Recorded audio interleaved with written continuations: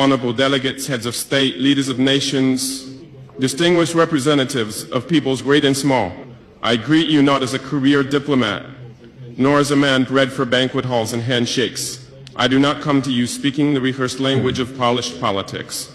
I come to you as a soldier of my people, as a guardian of a wounded land, as a son of a continent that has carried the cross of the world, yet has never worn its crown. My name is Captain Ibrahim Traore, President of Burkina Faso, and today I speak not only for the 22 million souls in my nation, but for a continent whose stories have been twisted, whose pain has been ignored, and whose dignity has been repeatedly auctioned off at the altar of foreign interests. Africa is not Tobago. Africa is not a battlefield. Africa is not your experiment, your puppet, your warehouse of raw materials. Africa is rising not to kneel, but to stand. And today I say before this great assembly of nations, Africa will not kneel, one on the false generosity of global politics. For decades you've sent us aid with one hand while extracting our lifeblood with the other. You build wells in our villages while your corporations drain our rivers. You donate vaccines yet patent the cures. You speak of climate action yet continue to fund the very forces that burn our forests and dry our lakes. What kind of generosity is this? The kind that feeds the mouth but silences the voice. The kind that keeps a man alive just enough to keep him dependent. We are not blind to this hypocrisy. Let me be clear, we are not ungrateful for sincere humanitarian assistance, but we reject a global order that disguises exploitation as partnership. We reject financial institutions that lend with one hand and steal sovereignty with the other. Africa no longer wants charity.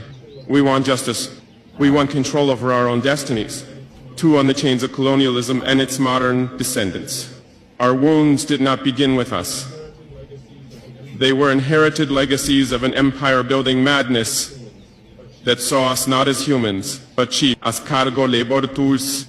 My ancestors were not consulted when maps were drawn with rulers and compasses in Berlin. The borders of Burkina Faso, like those of many African nations, were not carved by our ancestors, but by men who had never stepped foot on our soil, who knew nothing about languages, our tribes, or our spirits. Today, colonialism has a new face. It wears suits, it hosts forums, it signs contracts in Geneva and Paris and Washington. But it still takes without consent, it still dictates instead of dialogues, it still silences instead of listening. If you want to talk about peace, then let's begin by unlearning the arrogance that peace is something only you can teach us. 3. On resource exploitation and the myth of development.